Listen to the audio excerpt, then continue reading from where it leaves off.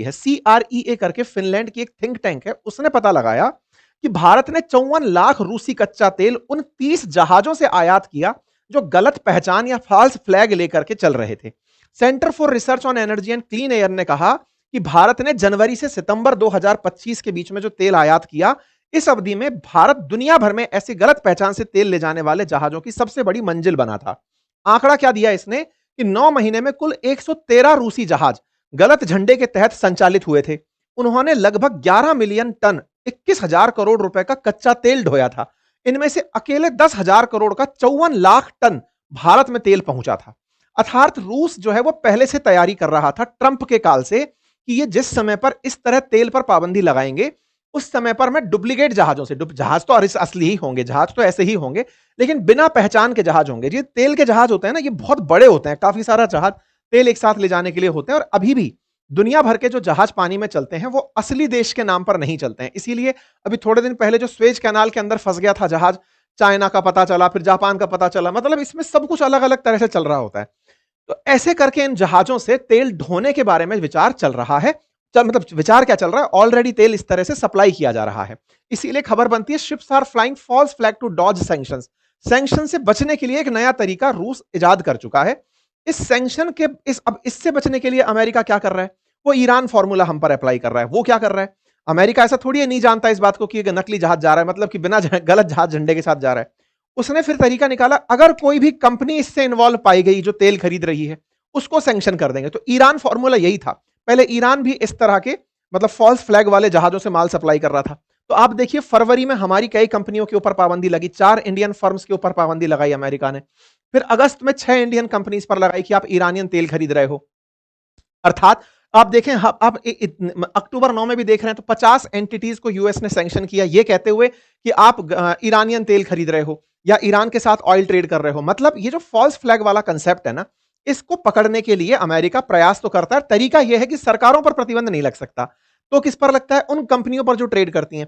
ऐसे में ट्रेड करने वाली कंपनियां भी फॉल्स क्रिएट की जाती हैं। मतलब ऐसा नहीं है कि भाई सीधा सीधा अंबानी का नाम डाल दिया या फिर रोजनेफ्ट का नाम डाल दिया, नहीं, फिर कंपनी उसमें भी शेल कंपनीज बनती हैं जो ऑयल खरीद करके सप्लाई मार रही होती हैं। तो कुल मिलाकर के ये सारे काम अभी भी चल रहे हैं। खैर, इन सभी बीच बचाव में सस्ता तेल ही कहानी है और टैरिफ से बचना सबसे बड़ी जिम्मेदारी है।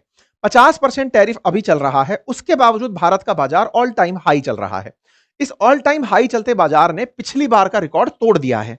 अब जब बाजार इतना अच्छा चल रहा है तो पुराने दिन याद आ जाते हैं। पुराने दिन कब, जब ट्रंप ने पहली बार रेसिप्रोकल टैरिफ की बात की थी और बाजार टूटकर धड़ाम से नीचे आ गया था। बाजार से लगभग 7.5 लाख करोड़ रुपए एक बार में ही साफ हो गए थे। 7 अप्रैल की खबर है, 20 लाख करोड़ भारतीय बाजार से साफ हो गए थे जब अमेरिका ने रेसिप्रोकल टैरिफ लगाया था। ऐसे ही जब 50% टैरिफ का अनाउंसमेंट हुआ तो 6 लाख करोड़ भारतीय बाजार से साफ हो गए। मतलब क्या है, स्टॉक एक्सचेंज से, यानी कि भारत के सेंसेक्स से और निफ्टी से जो कंपनियां लिस्टेड हैं या भारत के अंदर जितनी भी मार्केट के अंदर चल रही ट्रेडिंग कंपनीज हैं, उन सबके स्टॉक्स की वैल्यू गिर जाती है जब टैरिफ की सूचना आती है। अब टेंशन ये हो रही है कि जैसे ही 50% टैरिफ लगा तो भारत का textile, James, jewellery, leather, footwear, marine और इंडस्ट्रियल गुड्स, ये सभी सेक्टर प्रभावित हुआ। कितना प्रभावित हुआ, तो मैं आपको एक आंकड़ा देता हूं। भारत के ये जितने भी सेक्टर्स हैं उनके द्वारा इतने रुपए का एक्सपोर्ट किया जाता है। आज की रिपोर्ट है जिसमें पता चलता है कि भारत पिछले 5 महीने में अपने एक्सपोर्ट में 28.5% गिरावट देखा है 5 महीने के अंदर। अब जब हमारे एक्सपोर्ट में ही कमी है तो मुनाफा कहां से कमाएंगे।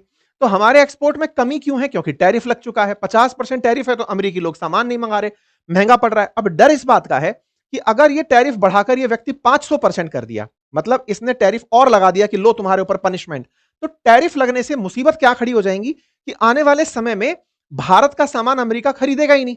टैरिफ बढ़ गया तो अमेरिकियों के लिए वो बहुत महंगा पड़ने लगेगा। इससे हमारा जो $40 बिलियन का मुनाफा होता है अमेरिका से व्यापार करके, वो प्रभावित हो जाएगा। ये इस समय की एक बड़ी चुनौती बनी हुई है।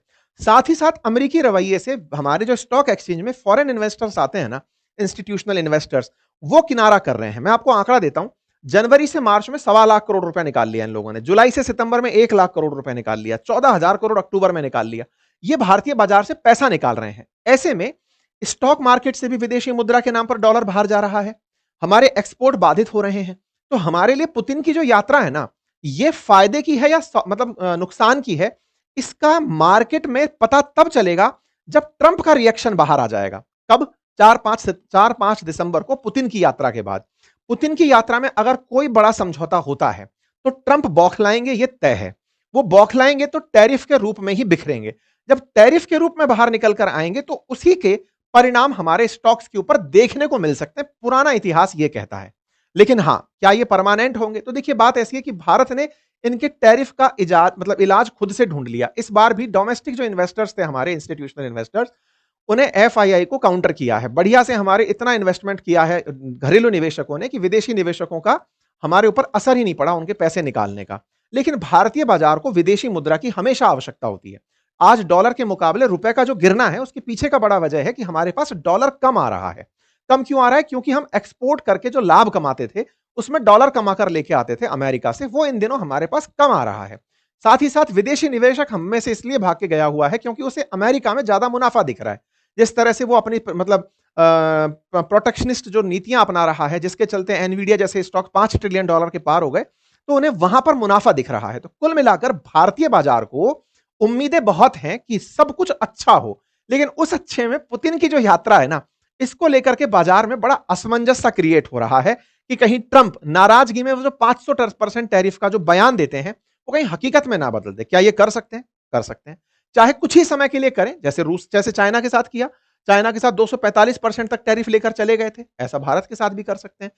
कब बौखला सकते हैं? जब डिफेंस डील अगर हो गई।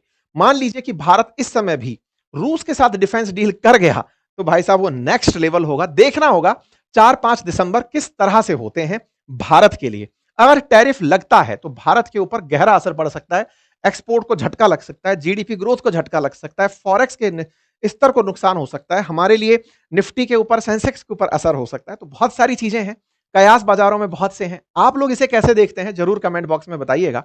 बाकी आप लोग बाजार में हैं, न्यूज से अगर आप स्टॉक के अंदर प्रिटेंड करते हैं कि ऐसा हो सकता है, ऐसा नहीं हो सकता है, केवल खबरें कंज्यूम करते हैं या ट्रेड करते हैं, ये आपके ऊपर है। लेकिन हाँ, अगर आप भी स्टॉक्स में दिमाग लगा करके निवेश करना चाहते हैं तो हमारे कोर्सेज हैं।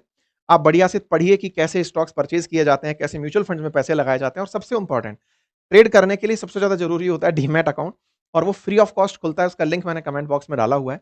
फिर भी अंत में हम यही कहेंगे कि स्टॉक्स खरीदने और बेचने में अपनी रिसर्च को स्थान सबसे ऊपर दें। फिलहाल के लिए इतना ही। बाकी हमारे कोर्सेज का लिंक हमने कमेंट बॉक्स में दिया हुआ है। एप्लीकेशन बातें बाजार की है, मंथ एंड सेल चल रही है, आप अपने कोर्सेज वहां से सेलेक्ट कर सकते हैं। Thank you so much.